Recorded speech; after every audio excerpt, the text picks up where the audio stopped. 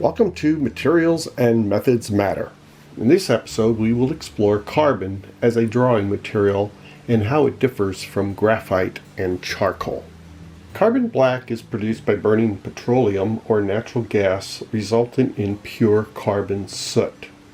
The pigment known as PBK6, pigment black 6, or PBK7 is the same pigment used in producing carbon drawing materials, black ink, and lamp black paints. For drawing materials such as pencils and drawing blocks, carbon black is mixed with kaolin clay and compressed. As you can see, carbon differs visually from graphite. It has the black intensity of charcoal, but it does not smear like charcoal. This is our carbon black. This is our charcoal. Kohinoor carbon pencils are called Silky black, and the blocks are called and are stamped with the word lead.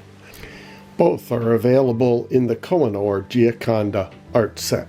The carbon pencils and blocks are available in 3 degrees of hardness: hard, medium, and soft. Drawing with carbon is the same as drawing with the graphite pencil. I begin with using my hard pencil and sketching in the shape of my pear. I then will take my carbon pencil and lightly begin to add the shadow. The shadow for this will extend from here down and around up this way. My highlight will follow this area here, so I just lightly put a line there. I will start with the hard pencil and begin to shade in. Any of the drawing techniques that you use with graphite can be used with carbon.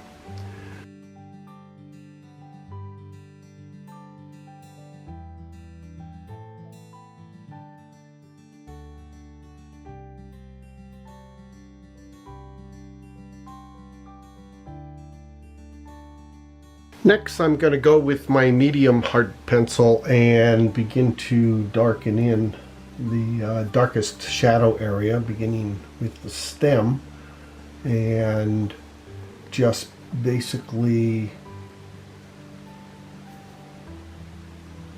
adding some dark shadow.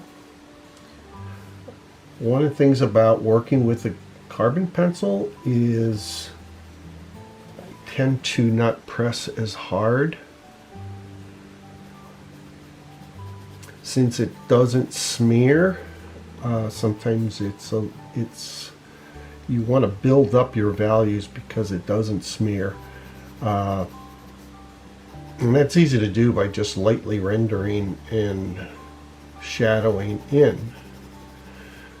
Just build the shadow with the medium pencil. I already started to establish my highlight here, so I want a nice gradation from dark to light.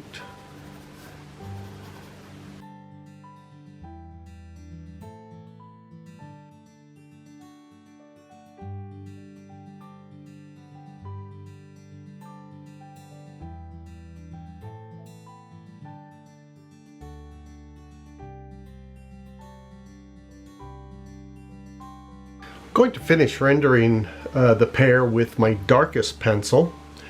One of the things to note is that since carbon does not smear like graphite, using a paper stump will soften an area, and I generally will use this in the shadow to soften our lines. So even before I add my dark pencil, I'm going to use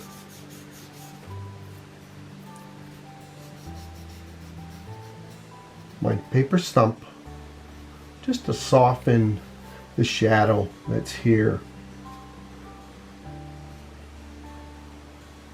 especially on the back edge, because shadows have a tendency to soften on the back part, and a little more definition and straight line on the leading edge here.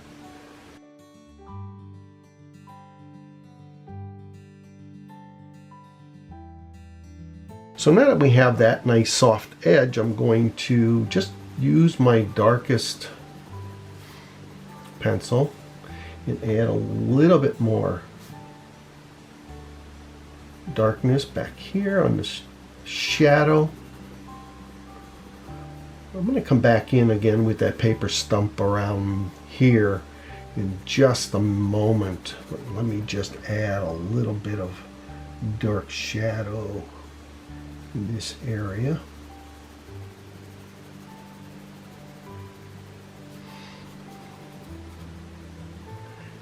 I like the smoothness of the carbon. I just feel like I have more control when I'm rendering and drawing. It's a great sketch pencil too, so either one. Try them all. You never know what your next favorite tool is going to be. Now, I'm going to come back in here where I have my highlight, and I'm just going to kind of create a little bit of gradation here.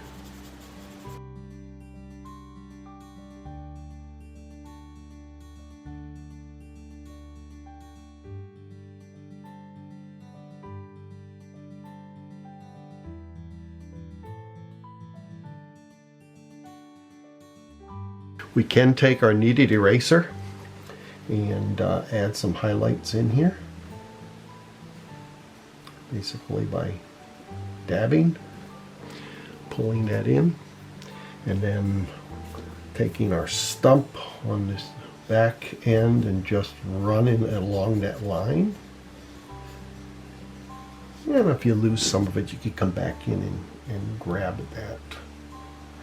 You can use the kneaded eraser to finish up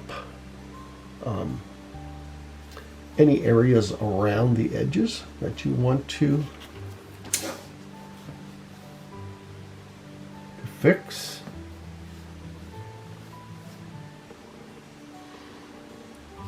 We can also use our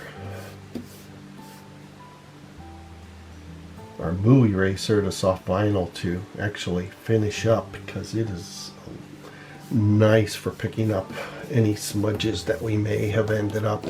And then with our drafting brush, we can brush it off. Drafting brush, we can brush it off. And